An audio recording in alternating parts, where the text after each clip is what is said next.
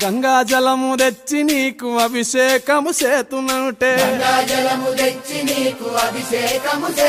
మరి గంగా జలమున సేప కప్పల ఎంగిలంటున్నావు శంభో శివ శివ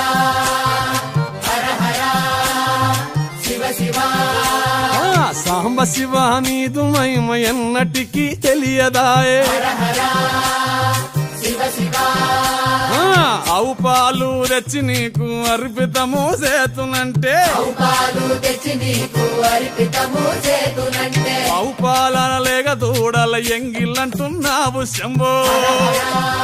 ఓహో గట్టిగా అదే